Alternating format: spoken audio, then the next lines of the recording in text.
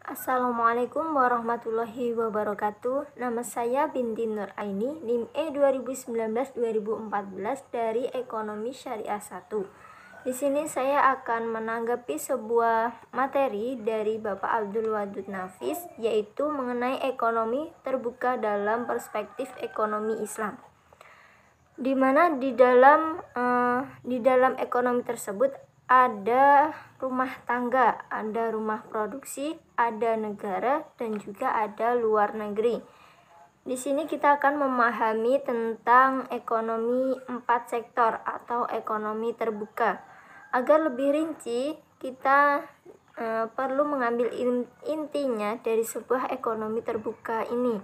Yang pertama, kita akan membahas mengenai ekonomi terbuka atau ekonomi 4 sektor, yaitu di mana perekonomian suatu negara yang terlibat luas dalam perdagangan pasar negara, di mana adanya perdagangan ekspor dan impor.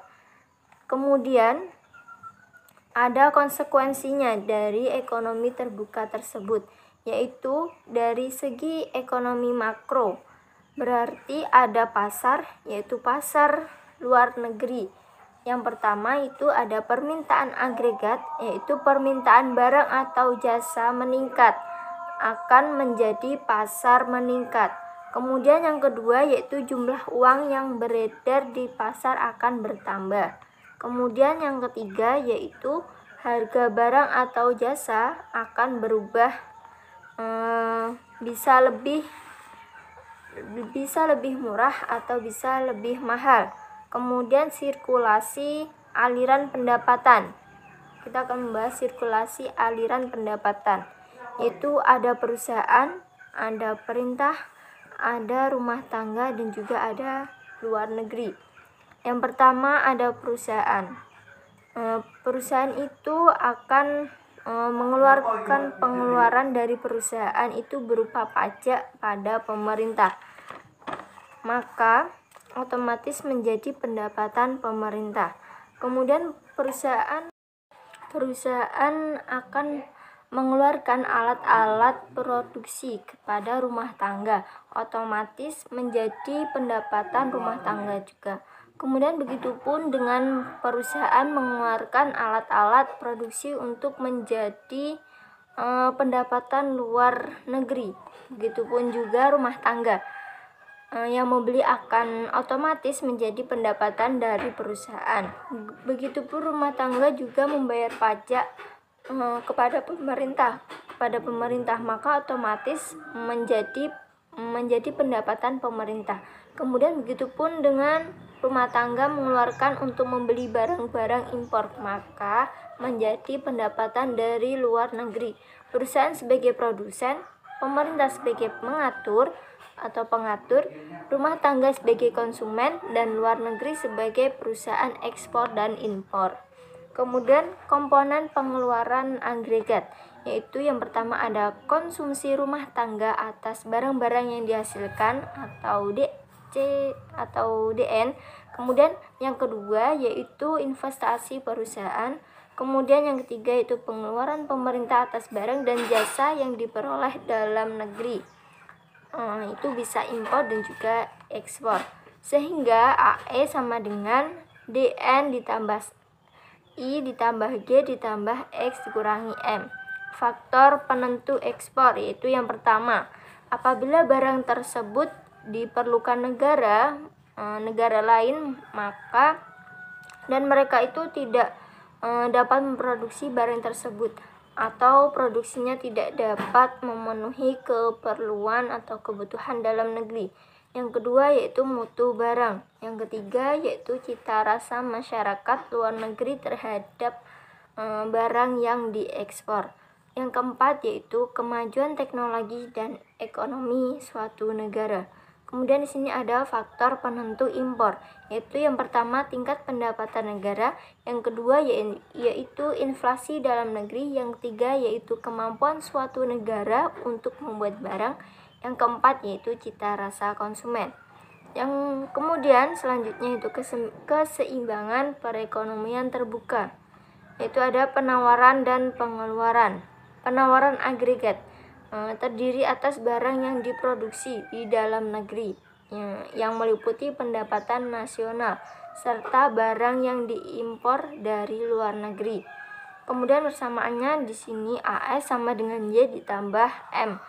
Penawaran agregat meliputi 5 komponen, yaitu pengeluaran rumah tangga atas barang yang diproduksi di dalam negeri, kemudian investasi swasta, kemudian pengeluaran pemerintah, ekspor, dan pengeluaran ke atas impor.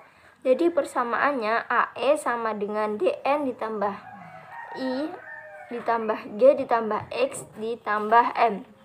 Pengeluaran rumah tangga terdiri dari pengeluaran dalam negeri dan pengeluaran atas barang-barang impor. Jadi persamaannya yaitu C sama dengan DN ditambah M. Kemudian ada keseimbangan ekonomi terbuka, sehingga persamaan tadi yang di atas yang saya jelaskan tadi, jadi AE itu dapat disederhanakan menjadi AE sama dengan C ditambah I ditambah G ditambah X. Dengan demikian keseimbangan perekonomian terbuka tercapai apabila ada syaratnya Y dikurangi M sama dengan C ditambah I ditambah G ditambah X. Kemudian Y sama dengan C ditambah I ditambah G ditambah X dikurangi M. Jadi keseimbangan dicapai ketika I ditambah G ditambah X sama dengan S ditambah T ditambah M. Pendapatan disposable merupakan sisa pendapatan nasional dikurangi dengan pajak-pajak. Jadi YD sama dengan Y dikurangi pajak perusahaan dikurangi pajak individu, atau YD sama dengan Y dikurangi T.